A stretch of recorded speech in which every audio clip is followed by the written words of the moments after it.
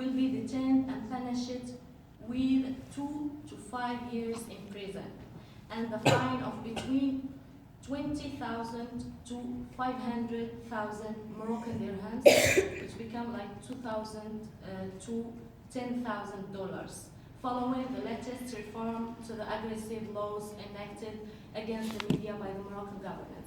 In the occupied zones of the Western Sahara, already fragile from years of government repression, after this emergency decree has been enacted, there is little room for adopting that the authorities have an intention to silence their critics without regard from the international law. Charged with the use of criminal charges against journalists by the Moroccan authorities has been criticized by various NGOs and by journalists.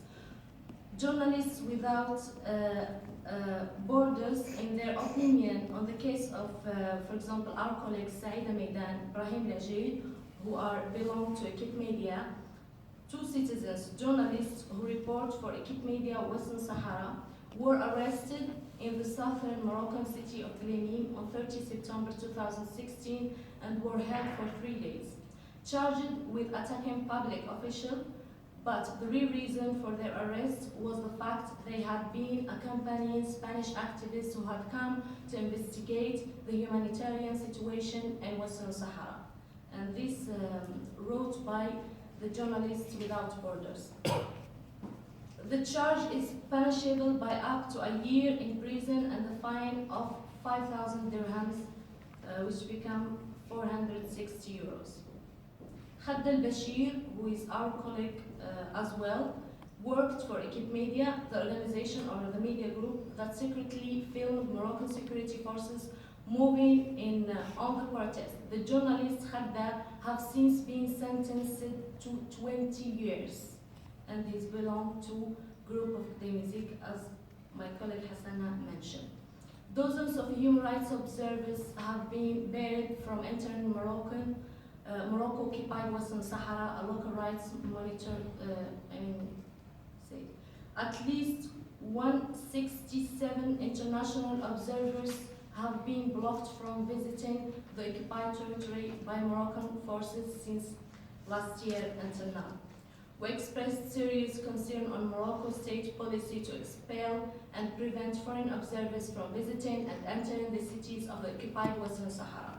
The burden of international human rights advocates was part of repressive effort by the Moroccan state to suppress coverage of massive protests in Western Sahara.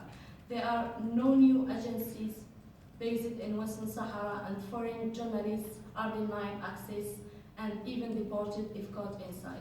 So while Morocco continued his propaganda and spread it in the international community and outside of the region about that there is no violence against human rights and Sahrawi rights in the occupied territory, he continued to close the region in front of the international observers and attack us and target us to stop our working as a journalist.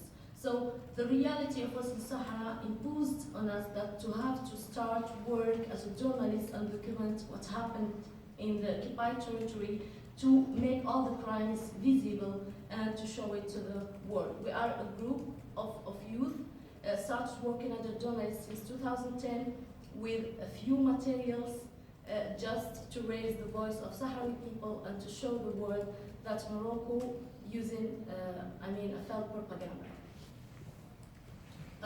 The case of our colleague Mohamed Mayara, he lost his job because his activities as a journalist, and he is the coordinator of Equipe Media.